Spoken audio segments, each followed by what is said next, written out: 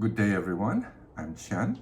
Today we are doing a critical analysis into carbon credit trading that occurred in Malaysia's carbon exchange on 17th of March 2023. There were a total of 150,000 carbon credits that were auctioned on the carbon exchange. The carbon pricing was roughly between 4 to 15 US dollar per carbon credit. The total value of carbon credit that were auctioned and traded on that day was estimated to be between 0.6 to 2.3 million US dollar. The carbon credits that were auctioned on Malaysia's carbon exchange comes from two projects. The first project is from China, and it is the Linshu biogas recovery and power generation. The second project is actually from Cambodia, and it is called the Southern Cardamom project. None of the carbon credits auctioned were actually locally produced. The main buyers of carbon credits on Malaysia's carbon exchange are listed companies. They are Telekom Malaysia, Bank Group, Maybank, Petronas, and Yinsen. These are all locally listed companies.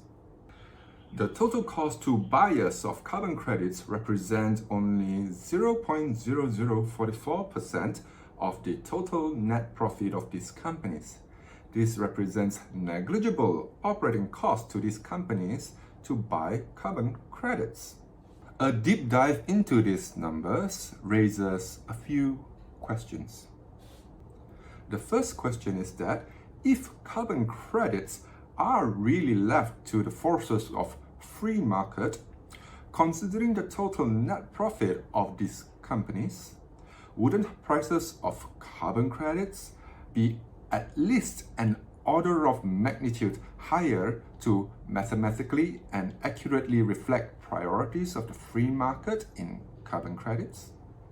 The second question is that if prices of carbon credit only represent 0.0044% of companies' net profit, the math speaks very clearly that carbon abatement is not a priority of the free market.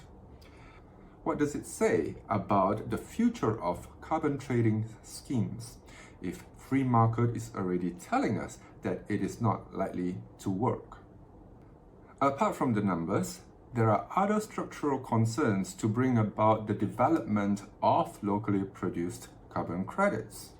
One main concern is that there is no VERA-approved validation or verification bodies in many countries, including Malaysia.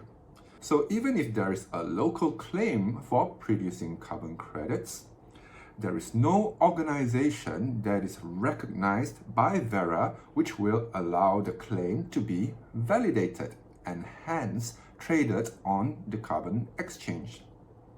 So without this validation, how are we going to enable locally produced carbon credits to be auctioned at the Malaysia's carbon exchange?